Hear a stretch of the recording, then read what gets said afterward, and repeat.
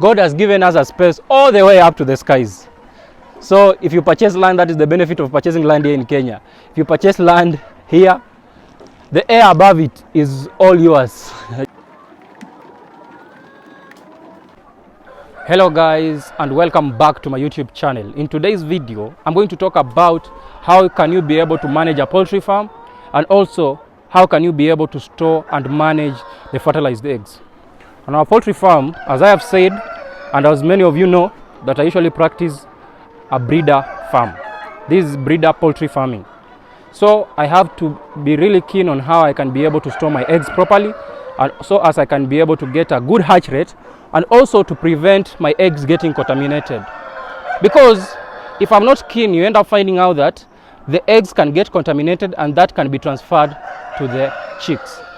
Meaning, if I end up selling to you the chicks, you may end up finding out that you are getting a lot of mortalities of the chicks during the early stages of life when you are rearing the chicks. And we don't want that to happen on our poultry farm. So we have to really make sure that we are storing our fertilized eggs properly, and also we are making sure that where our chicken are laying, they are laying in a clean place. Currently, what we are doing on our poultry farm, as you can see, there are some small changes. We have tried to erect a fence over here because we have had a lot of instances of insecurity on our poultry farm. So we have started by using these long poles around 10 feet. So we want to put an 8 feet wire mesh all around this farm, so as we can prevent any cases of insecurity for those people that are trying and are eyeing to come onto our poultry farm and try to steal our chicken.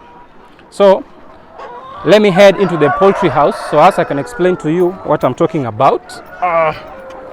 Okay, so this is our poultry house, and as you can see, these are our laying nests. I think I've talked about it for a very long time. First of all, you have to make sure that you're giving your chicken quality and clean water, because when you try to give your chicken contaminated water, there's some kind of diseases that are vertical. One kind of disease that is vertical that can be transferred directly to the chick is known as the fall typhoid. If your chicken can end up getting the fall typhoid, and since they are very big in age and also older in age, you may end up finding out that they are a bit resistant to diseases. Okay, so when these chicken end up laying the eggs, you find out that they lay eggs that has some salmonella traces in it. And even that is why you realize that as human beings, we don't consume raw chicken, because if you consume raw chicken, you may end up finding out that you can end up getting the salmonella. So that's why we end up cooking our chicken. So when you're giving your chicken water, make sure you're giving your chicken the best quality of water. As you can see, you have to make sure that the chicken are drinking very clean water. And also, what we are using to store our eggs on our poultry farm, we are using these plastic trays over here. These ones, I don't know why the guy has left them here. So we are using, let me take them outside. We are using these plastic trays over here, so as we can be able to store our eggs. Okay, so what we do, why are we using the plastic tray so as we can be able to store our eggs? The benefit of using the plastic tray is that it will be able to have, the egg will be able to have proper aeration and airflow in the chicken coop. I think these chicken are really pecking on my legs. That's why I keep on twitching. So first of all, you have to check on how you'll be able to store your egg. So as you can see over here, we have some eggs. So you have to take this egg and store it in this manner, the sharp pointed facing down. And you have to store it in a very cold room.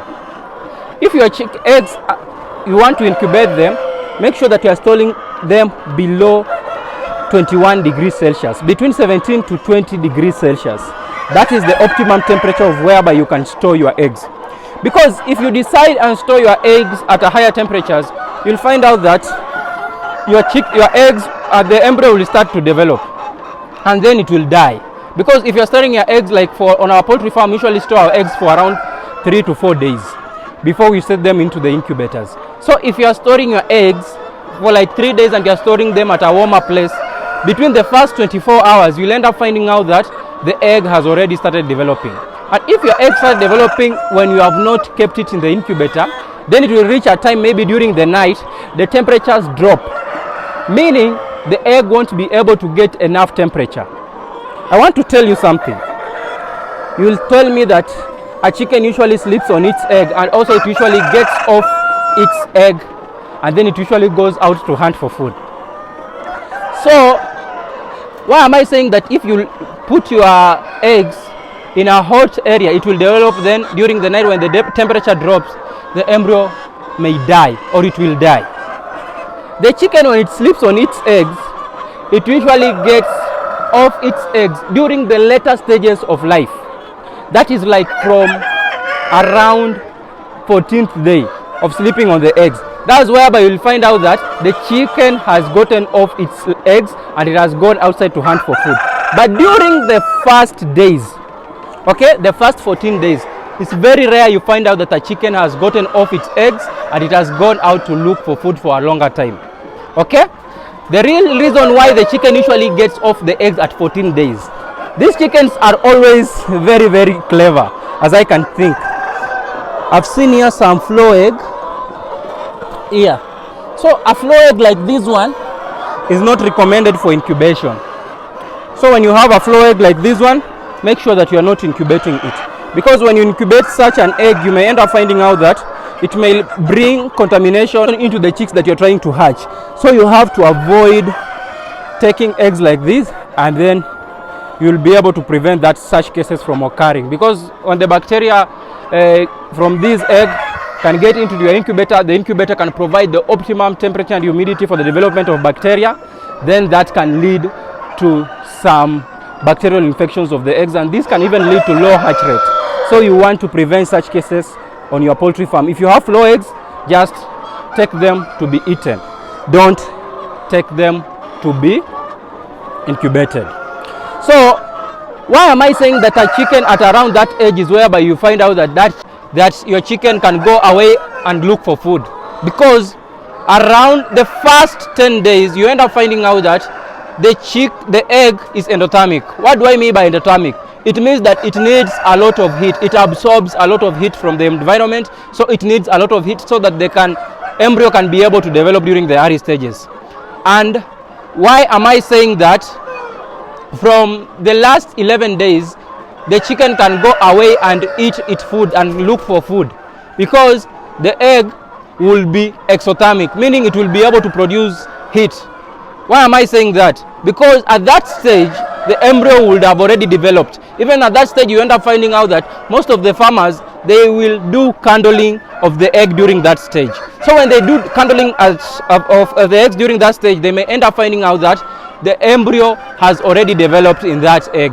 So that's why you end up finding out that the chick or the egg can be able to produce its own heat during that stage. That's why a chicken can go away and hunt. If you only follow all those procedures, then you'll be able to have a better hatch rate on your poultry farm. If you're trying to practice this local hatching, those are some of the basics.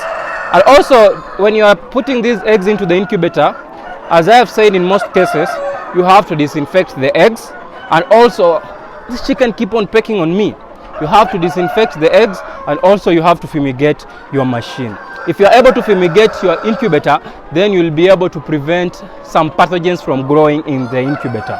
That will help you have a better hatch rate, and also that will help you have chicks that are disease free. Have you ever wondered that you have bought chicks from which really look healthy during the first day that you have already bought them? There's a company here in Kenya, I won't say the name. They were producing very good chicks earlier on in life, but later on they decided not to take some keen measures so as they can be able to produce quality chicks. So what really happened, they ended up producing chicks that really had a lot of mortalities during their early stages in life. Okay? So you end up finding out that most of those chicks, they end up getting some very weird diseases. You just find a chick that it is already dead during the morning, and it has very high mortality. You may end up finding out that they can even have mortalities as high as 50%. But you have done all the vaccination, you have done everything, and you really want to succeed in this venture. But because you have been sold chicks that have been affected or infected with diseases that are vertical, even if you do all those magic, you won't be able to find the root cause. So what you really need to know is that the best chicks comes from the best parent. If you have a best and quality parent stock, then you can be able to produce one of the best chicks that you can be able to sell to your client. If you are able to sell the best of the best quality chicks to your client, then you will be able to also grow your business. And you have to take keen measures of this. As I have told you, this is a flow egg. And if you end up incubating such an egg without maybe disinfecting it and fumigating it, then the pathogens will be transferred to the other eggs, because in the incubator we have humidity and we have temperature and we have a fan, because there are various types of incubators. So ours is forced air incubator. So we have a fan whereby it controls all the air in the incubator. So if you end up finding out that you have incubated this and the humidity and the good temperature for the development of the pathogens and the bacteria, you may end up finding out that all your chicks that you are producing are infected. And if you are producing chicks that are infected, then you are selling to people such chicks, then you'll have no business. You'll have chicks that are disease infected, and you won't be able to grow your brand. So if you are my follower, make sure that you really take keen of that.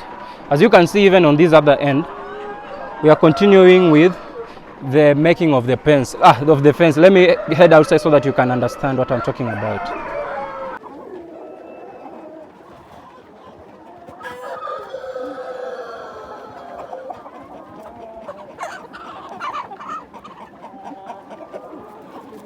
As you can see on this other end, we have also done the fencing.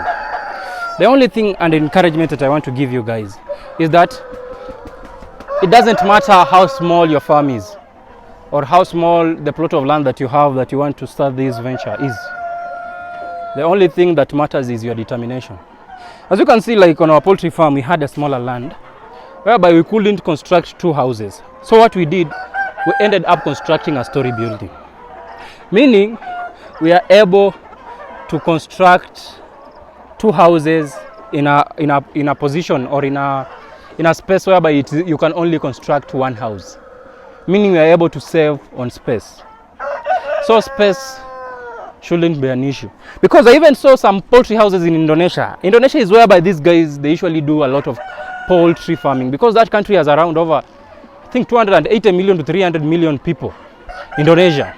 So, and those people don't consume the pigs. So they are predominantly Muslims. So in that country, I saw that those guys usually do very large scale poultry farming. Okay? So I ended up finding out even they could do, English is not coming, they could do like 4-story buildings. 4-story buildings whereby they will use heavy metals, but you can use very strong poles. Even you can see a pole like this one. Okay? Also a pole like this one. You can be able to construct a very strong poultry house. So if you're able to construct a poultry house like this, maybe 4 stories, then you'll be able to construct 4-story buildings in a place whereby you can construct, in a place whereby you can only construct 1 poultry house. It's all about the innovation that you have. If you have greater innovation, then you can be able to construct a very big poultry farm on a very small space. It doesn't mean that you really need like over 5 acres, or else you can be able to rear even 10,000 chicken. Like on our poultry farm, we can decide and go and get very heavy metals, and we can construct this poultry house even up to, going upwards, we can do even up to 4-story building. Meaning we can be able to rear, like on this bottom floor, this chicken house can rear like over 3,500 to 4,000 chicken, then 4,000, then 4,000 times 4. We can be able to rear 16,000 chicken in a place or in an area whereby you can only be able to rear only 4,000 chicken. God has given us a space all the way up to the skies. So if you purchase land, that is the benefit of purchasing land here in Kenya. If you purchase land here, the air above it is all yours. Just don't go into the airspace. Okay? So that is it. So guys, if you haven't watched my video of the fastest growing chicken in the world, make sure you click up here.